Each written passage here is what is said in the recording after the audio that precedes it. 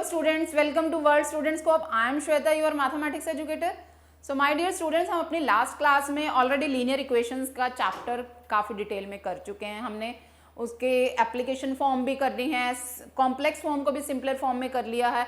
तो इसी तरह से अब और भी जो क्वेश्चंस हैं उनको हमने रिड्यूस सिंपलर फॉर्म में करना है. कुछ और एग्जाम्पल्स हैं इसके, तो लेट्स सी क्या है वो.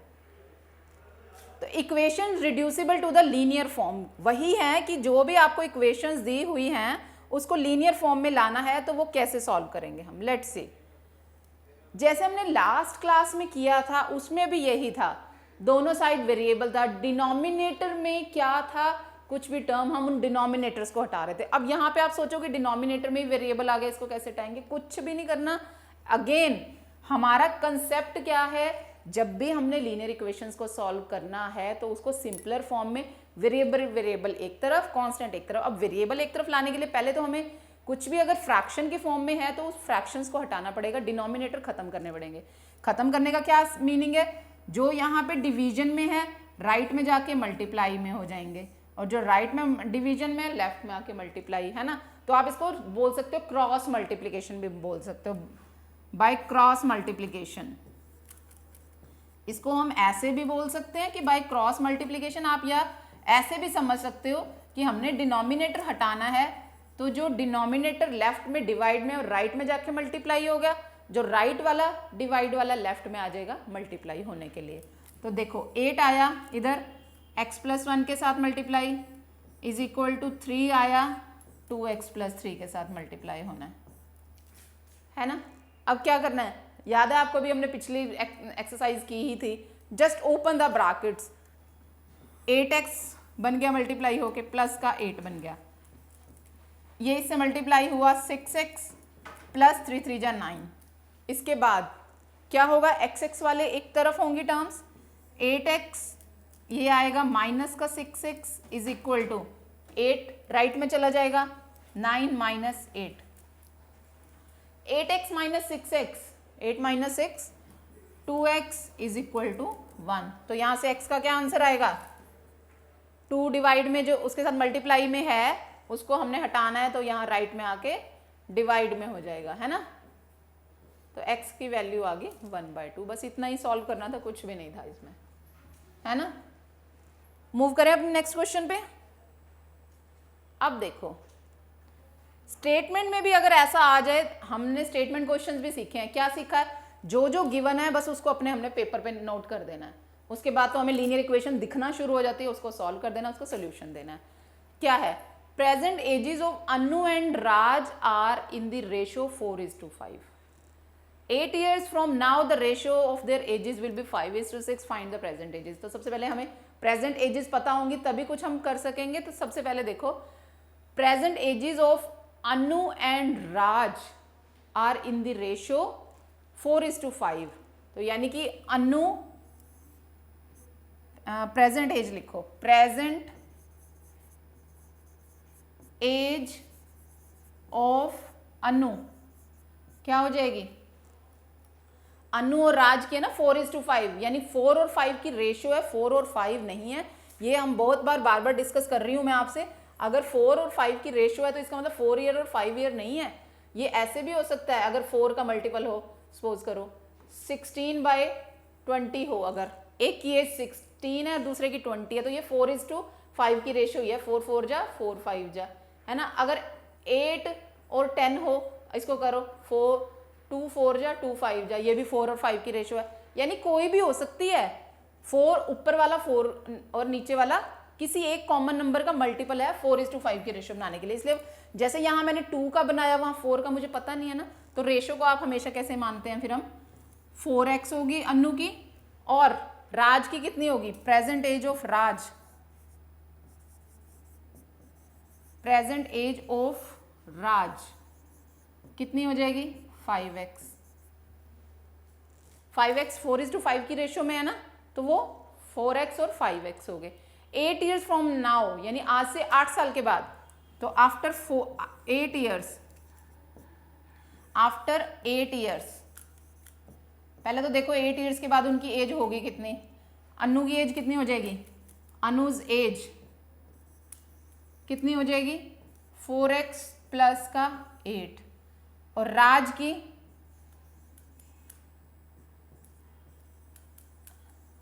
कितनी हो जाएगी 5x प्लस 8। पर ये ऐसा 8 साल के बाद होने के बाद उसकी रेशो वो क्या रहा है, बन रही है 5/6। यानी कि अगर हम इन दोनों की रेशो लें 8 साल के बाद जो उनकी एज है, 8 साल के बाद इसकी और इसकी एज ये है ना, अकॉर्डिंग टू क्वेश्चन क्या हो जाएगा 4x प्लस 8 अपॉन में 5x प्लस 8 की जो रेशो है वो कह रहा है ना कि दोनों की 8 साल के बाद की जो एजेस है उसकी रेशो किसके बराबर है, क्वेश्चन में जो दिया है 5/6। अब बन गया ये, जैसा जैसा क्वेश्चन अभी एग्जांपल हमने किया था। अब क्या करना है, इसको सॉल्व करना है तो क्या करना पड़ेगा, वही क्रॉस मल्टीप्लीकेशन, ये यहाँ ले आओ और ये वहाँ ले जाओ।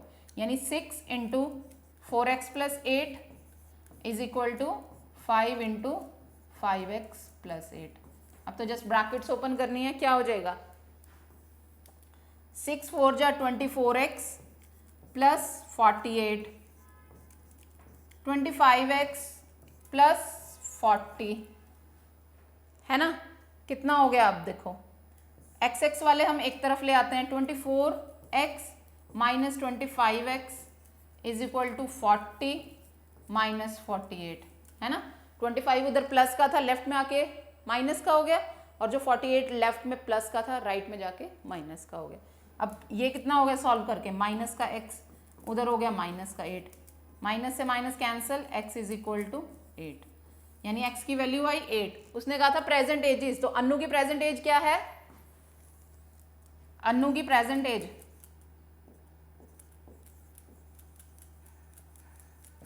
वो हमने मानी थी 4x और x का आंसर कितना आया हमारे पास 8। 4 मल्टीप्लाई 8 32 ईयर्स। और राज की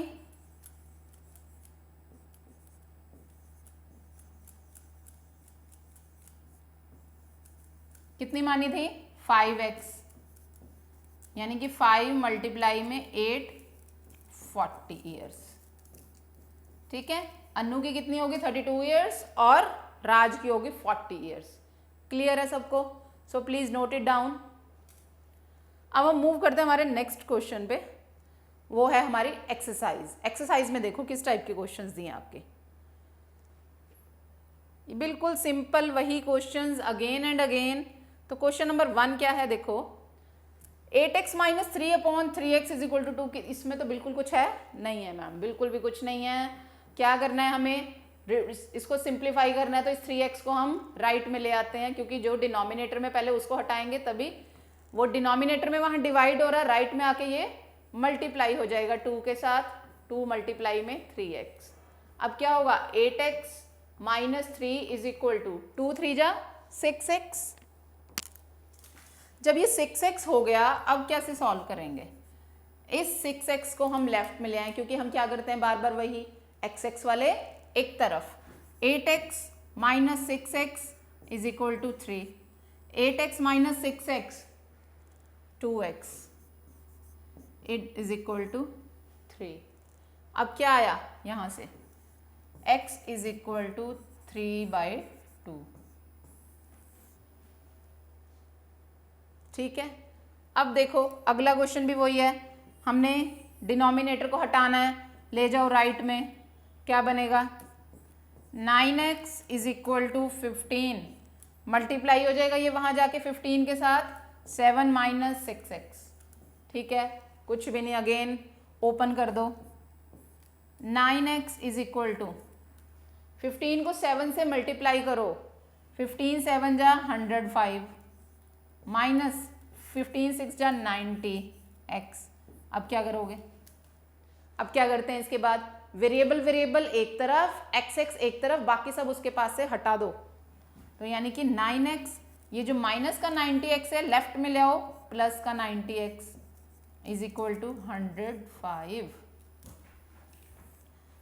99x इज इक्वल टू 105 और x is equal to 105 upon में 99।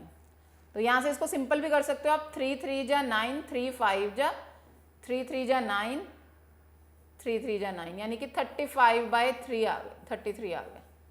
x का क्या आंसर आ गया 35 अपॉन में 33। बस इतना सही करना था, है ना। ये तो सिंप्लीफाई करने हैं, जस्ट कैलकुलेशन है, इसमें कुछ भी हमें नया नहीं सीखना, क्योंकि हम जब से लीनियर इक्वेशंस का चैप्टर करना शुरू किया यही कर रहे हैं, है ना, कि वेरिएबल एक तरफ, कांस्टेंट एक तरफ, फिर x की वैल्यू निकालनी है। ठीक है, मूव करूँ नेक्स्ट क्वेश्चन पे। क्वेश्चन नंबर 3 देखो अब आपका क्या कहता है। फिर से इसमें कुछ है, क्या करना है हमने, क्रॉस मल्टीप्लीकेशन। 5 ऊपर आया, मल्टीप्लाई हो गया, 5z इज इक्वल टू -2 के साथ ये वाला डिनोमिनेटर गया मल्टीप्लीकेशन में, 5z is equal to -2z -30। ठीक है, अब ये यहाँ पे आएगा प्लस का हो गया, 5z plus 2z is equal to minus का 30, 7z इज इक्वल टू -30, यानी z की वैल्यू क्या आ गई यहाँ से माइनस का 30/7। कुछ भी नहीं था इसमें, है ना। इसको फिर से वही क्रॉस मल्टीप्लीकेशन करना है, क्या बनेगा 5 मल्टीप्लाई में 3y प्लस 4, और ये जो इधर वाला डिनोमिनेटर में डिवाइड में है, राइट में जाके मल्टीप्लाई में -2 इंटू 2 - 6y। अब क्या करना है, इसके बाद जस्ट ब्रैकेट्स ओपन करनी है, 5 को 3y से मल्टीप्लाई किया 15y 20 माइनस का 4 प्लस का 2 2 जा 4 तो हो गया, -2 -6 प्लस का 12y, इतना हो गया। अब क्या करना है हमने, क्या करेंगे इसके बाद, क्या करते हैं हम, फिर से वेरिएबल एक तरफ, बाकी सब उसके पास से हटा दो, तो यानी कि 15y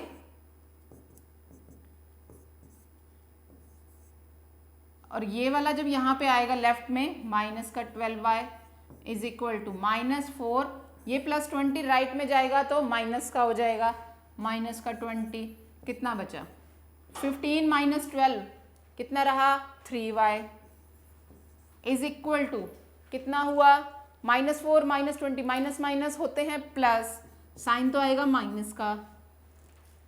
अब जब हमें यहाँ से y का आंसर निकालना है तो 3 जो मल्टीप्लाई में है वो डिवाइड में, 3 8 जा 24, यानी कि y की वैल्यू आ गई -8, है ना। बस इतना ही सॉल्व करना था। सभी क्वेश्चंस ऐसे ही हैं, देखो क्रॉस मल्टीप्लिकेशन अगेन 3 मल्टीप्लाई हो गया 7y + 4 से, और राइट में चला गया -4 इंटू y + 2, है ना।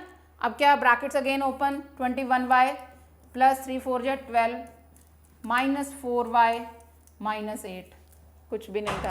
y वाले एक तरफ आएंगे, 21y प्लस का 4y is equal to -8 plus का 12 उधर जाएगा माइनस का 12।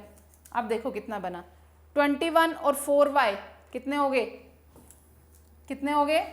25y, और -8 और -12 माइनस के 20, y is equal to -20 upon में 25।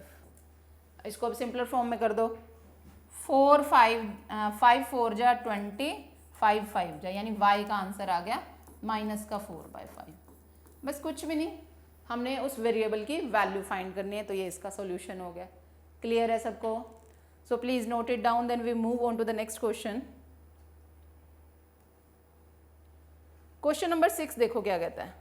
This is a statement question, है ना। अभी अभी हमने एग्जाम्पल किया था सेम बिल्कुल। The ages of Hari and Harry are in the ratio 5:7, 4 years from now the ratio of their ages will be 3:4। बिल्कुल एग्जैक्ट क्वेश्चन है, फिर भी हम कर लेते हैं। Let the present age of Hari कितनी हो जाएगी, रेशो की बात है, हमने क्या कहा था, कैसे मानना है, वो हो जाएगी 5x, क्योंकि रेशो है ना, एग्जैक्ट कितना 5 का मल्टीपल है वो हमें नहीं पता। प्रेजेंट एज ऑफ हैरी वो 7 है, 7 का कुछ मल्टीपल, ठीक हो गया प्रेजेंट। आप उसके बाद उसका नेक्स्ट सेंटेंस का 4 years फ्रॉम नाउ, यानी आज से 4 साल बाद। After 4 years, after 4 years. अब 4 साल के बाद कितनी एज होगी, एक्स्ट्रा 4 हो जाएगी, यानी कि हरी की एज कितनी हो जाएगी, हरीज एज कितनी हो जाएगी 5x + 4, है ना। और हैरी की कितनी हो जाएगी, हैरीज एज वो हो जाएगी 7x + 4। पर ये तो हमने बनाई है कि 4 ईयर्स के बाद इतनी इतनी हो जाएगी, पर हमारे क्वेश्चन में क्या स्टेटमेंट क्या दिया है, अकॉर्डिंग टू क्वेश्चन है क्या, अकॉर्डिंग टू क्वेश्चन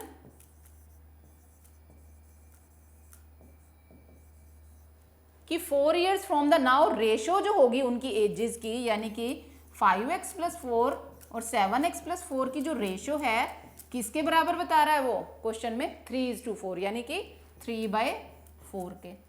अब क्या हुआ, जैसे क्वेश्चन सॉल्व करते आ रहे हैं वैसे ही फिर से वही क्रॉस मल्टीप्लिकेशन, ये यहाँ ऊपर चला जाएगा, ये यहाँ ऊपर चला जाएगा।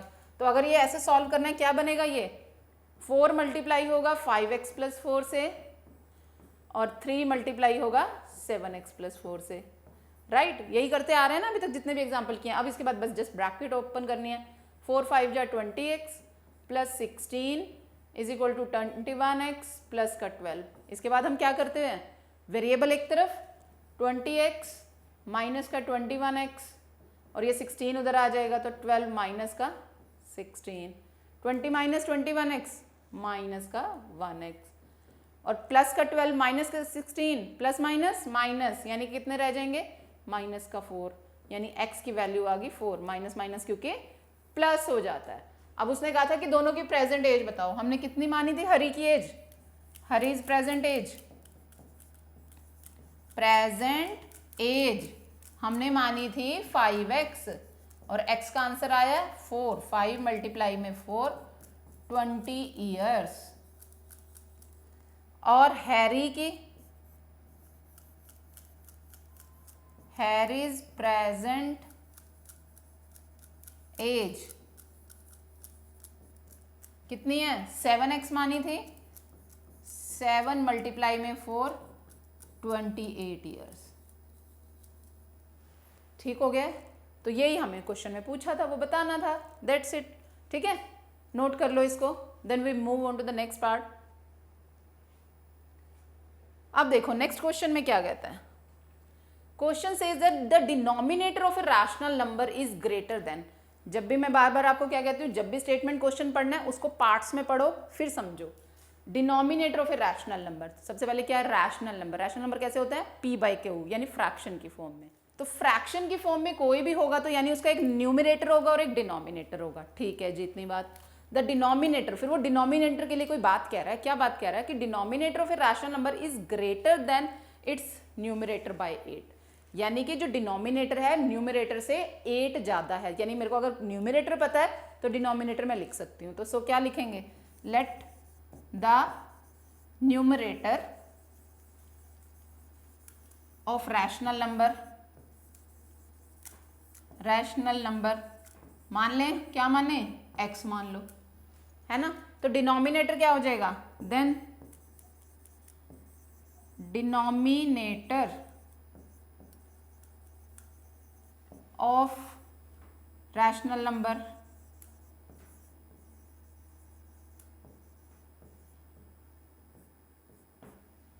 क्या हो जाएगा, उसने कहा न्यूमरेटर से 8 ज्यादा, यानी अगर वो x है तो x से 8 ज्यादा, x + 8।